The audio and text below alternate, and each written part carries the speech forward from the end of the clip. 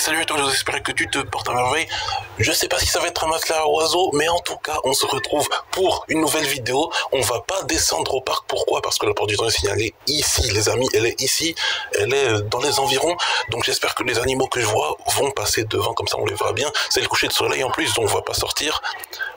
Donc voilà, tout est en œuvre pour que ça se déroule ici uniquement.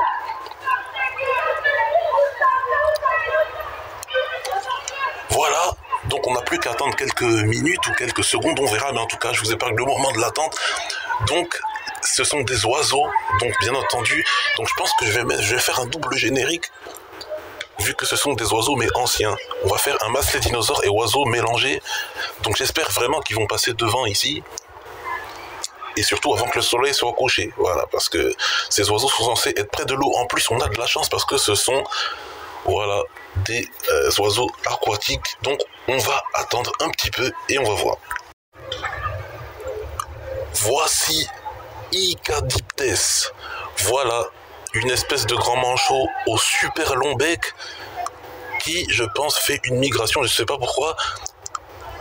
Donc, comme le calao assimilé la dernière fois, donc ça, ce sont des oiseaux qui sont censés être disparus. Ça n'existe plus, mais grâce aux portes du temps, les revoici. Donc voilà, Icadiptes, qui sont des sortes de grands manchots, voilà, coucher de soleil. Donc j'avais dit, on ne descend pas, donc la porte du temps doit être dans les environs quelque part ici. Mais en tout cas, voilà, ils sont plus là. Ces oiseaux, voilà, de la famille des grands manchots, donc n'existent plus. Donc Maths les oiseaux plus Maths les dinosaures, je pense que ça va être ça l'idée. Donc voilà, le soleil est beau, ça faisait tellement longtemps que je l'attendais son retour. Donc voilà, Icadiptes, qu'on va pas capturer, vu que les captures c'est fini. Donc enfin, le retour des portes du temps d'anciens animaux. Donc voilà, c'est aussi ce que j'attendais. Donc le retour des Maths les dinosaures, en effet, ça y est, retour des Maths les dinosaures. Et voilà, Maths les oiseaux, il y avait déjà le taudis de Cuba, c'est le dernier oiseau récent qu'on a vu dans un épisode, je veux dire. Donc voilà, l'épisode, je pense qu'il va s'arrêter là. Tout s'est passé comme je l'espérais. Quand j'ai vu la porte du temps, je me suis dit, ah, il faut absolument que les animaux passent ici. En plus, quand j'ai vu ce que c'est des animaux inédits. On n'a jamais vu sur aucune des chaînes ces animaux, on les a jamais vus. Voilà, on les a jamais vus.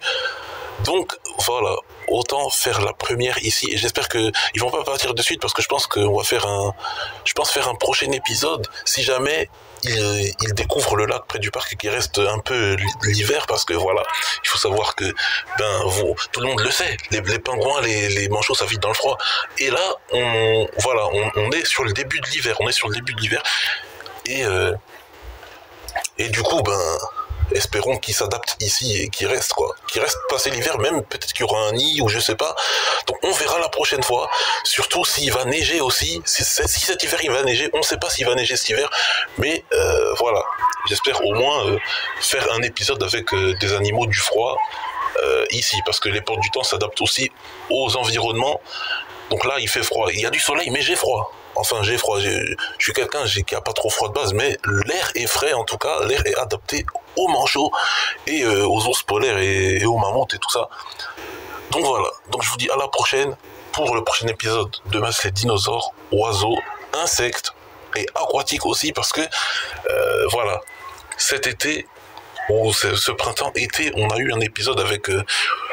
on a vu les brochets et même...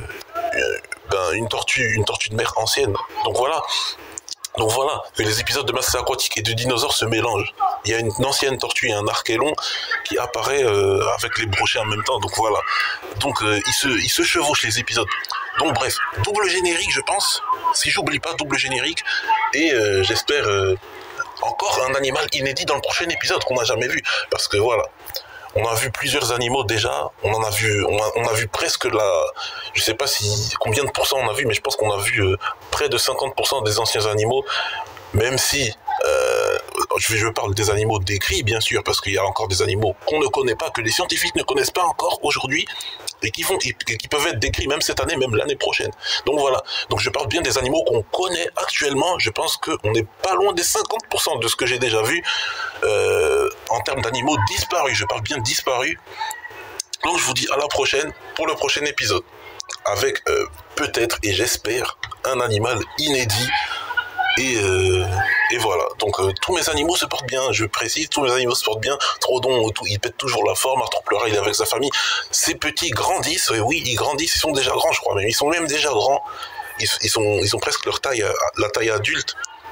Et Godinotia, évidemment, ben, il va très bien, et sachant qu'il a plein de potes, vu que le jour du Gastornis, c'était en 2017, et oui, ça remonte un petit peu, que j'ai capturé 5 autres Godinotia pour qu'ils se sentent plus seuls. Donc voilà, ils sont toute une colonie et ils sont toujours là présents. Ils sautent partout, ils sautent dans les arbres et tout. Bref, voilà, l'épisode se finit sur voilà de la lumière. Et à la prochaine.